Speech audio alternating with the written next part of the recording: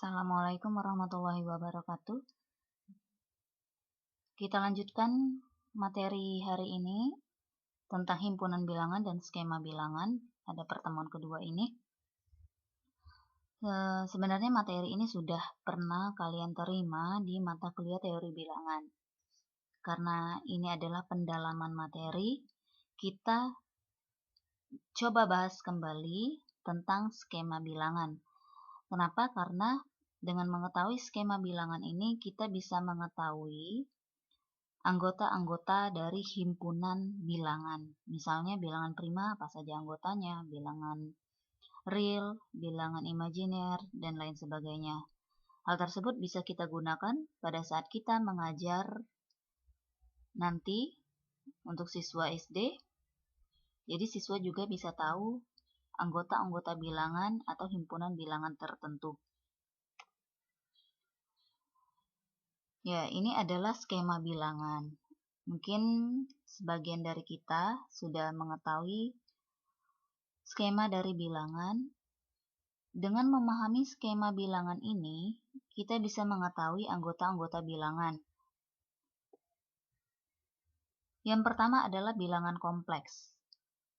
Bilangan kompleks ini semua bilangan yang ada itu semuanya masuk ke dalam anggota bilangan kompleks. Mau min 3, min 2, 1, akar 2, akar 3, 1/2, 0,5, 0,7, bilangan pi, semuanya masuk ke dalam bilangan kompleks. Tapi bilangan kompleks ini jarang digunakan dalam pembelajaran matematika. Tapi cukup harus kita ketahui bahwa seluruh bilangan itu termasuk ke dalam bilangan kompleks. Bilangan kompleks ini terbagi menjadi dua. Ada bilangan imajiner dan ada bilangan real. Bilangan imajiner itu apa? Dari namanya saja ini bilangan imajiner, ini bilangan imajinasi ya. Sebenarnya bilangan imajiner ini adalah pelambangan yang kita gunakan untuk melambangkan suatu bilangan yang sebenarnya tidak ada. Tuh, bagaimana tuh? Sedangkan bilangan real itu bilangan gabungan dari bilangan rasional dan bilangan irasional.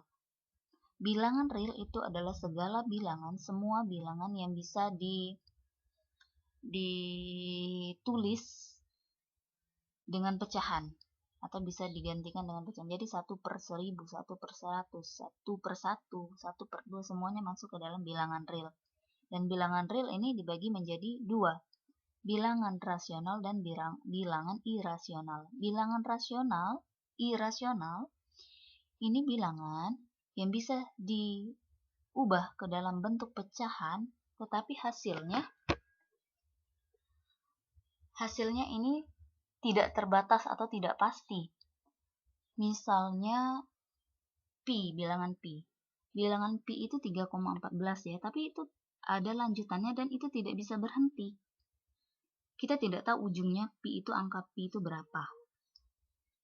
Begitu juga dengan akar 2, akar 3. Itu banyak sekali angka-angkanya ya, dan tidak bisa dan kita tidak tahu ujungnya. Tapi kita bisa sederhanakan dengan pembulatan. Kalau bilangan rasional, ini sebaliknya, bilangan yang bisa dijadikan atau dibentuk, diubah ke dalam bilangan pecahan, tetapi nilainya itu pasti. Ada stopnya, kemudian bisa berupa pola atau berulang. Kita lihat, ini bilangan kompleks tadi ya, merupakan induk dari semua jenis bilangan, dan sebenarnya semua bilangan pun adalah termasuk bilangan kompleks. Contoh bilangan kompleks 1, min 3, 1/5, 0,79, dan lain sebagainya. Nah, ini bilangan imajiner. Bilangan yang dapat didefinisikan dengan I kuadrat sama dengan min 1. Dengan I merupakan simbol angka imajiner. Nilai bilangan imajiner dapat diperoleh melalui persamaan kuadrat. Berikut. Awalnya dari sini ya. X kuadrat plus 1 sama dengan 0. X kuadrat sama dengan min 1. Ini pindah ruas, min 1. X sama dengan, kalau tanda akar kuadrat berarti akar kuadrat min 1 ya. Nah, diperoleh X sama dengan akar min 1. Akar min 1 ini berapa? Dimisalkan. Makanya diimajinasikan, dimisalkan sama dengan I. Sehingga berlaku jika I kuadrat sama dengan I dikali I ya, min 1. Akar min 1 dikali akar min 1. Sama dengan min 1, balik lagi min 1. Jadi nilai imajiner didefinisikan sebagai I kuadrat sama dengan min 1. I pangkat 2, I pangkat 3, I pangkat 4. Balik-balik lagi hasilnya antara min 1, 1, dan I. Secara numerik, tidak ada nilai X yang memenuhi nilai akar min 1. Kita tidak tahu berapa hasilnya, makanya dimisalkan dengan I tadi. Sehingga digunakan simbol I untuk mendefinisikan nilai tersebut. Bilangan real, tadi bilangan real adalah bilangan bilangan yang dapat ditulis dalam bentuk desimal tadi ya. Notasi bilangan real sebagai simbol R, contoh bilangan real 1/2 sama dengan 0,5 ya, bisa dibuat sebagai bilangan desimal, bisa dibuat sebagai bilangan pecahan. Jadi ini bilangan real gabungan dari rasional dan irasional. Bilangan irasional, bilangan yang tidak bisa diubah, tadi sudah kita bahas, ke dalam bentuk pecahan biasa, dan apabila kita mencoba untuk merubahnya ke dalam bentuk pecahan desimal, maka angkanya tidak akan berhenti dan juga tidak memiliki pola tertentu. Nah, seperti contoh kita tadi pi 3,14 sekian akar 2 1,42, dan ini masih berlanjut, atau akar 3 dan bilangannya tidak berpola, tidak kembali lagi ke bilangan ini ya, ngacak. Terbalik dengan bilangan rasional. Bilangan yang dapat dinyatakan ke dalam bentuk sembarang pecahan. Jika diubah menjadi pecahan desimal, maka angkanya akan berhenti di suatu bilangan tertentu yang akan membentuk pola pengulangan. Jadi ada dua tipenya. Misalnya 1/2, 0,5. Nah, dia pasti ya bilangannya. Atau 10/11, 0,99. Ini memang tidak ada ujungnya, tapi memiliki pola tertentu. 0,90, seterusnya 90, 90, 90. Ini termasuk bilangan rasional. Bilangan rasional, bilangan irasional. Bilangan rasional ini terbagi jadi dua, ada bilangan pecahan dan bilangan bulat. Bilangan pecahan ada bilangan pecahan positif dan bilangan pecahan negatif. Ini sudah tahu ya. Bilangan pecahan seperti apa? Kalau bilangan bulat itu dari min, terus negatif ya, terus bilangan 0 dan bilangan bulat positif. Bilangan bulat positif terbagi menjadi beberapa bagian. Ada bilangan prima. Bilangan yang bisa dibagi dengan 1 dan bilangan itu sendiri. Jadi awalnya dari 2, 3, 4, 3, 5, kemudian 7, dan seterusnya. Kenapa 1 tidak? Karena 1 hanya punya satu faktor, yaitu 1. Bilangan itu sendiri, 1 ya tidak bisa, tidak termasuk ke dalam bilangan prima, karena dia hanya punya satu faktor. Makanya dipisah nih, bilangan 1. Kemudian bilangan cacah. Bilangan cacah itu bilangan dari 0, 1, 2, 3, dan seterusnya. Bilangan asli dari 1, 2, 3, dan seterusnya. Bilangan komposit ini kebalikan dari bilangan prima. Jadi diawali dengan angka 4. 4, kemudian 6, 8, dan seterusnya.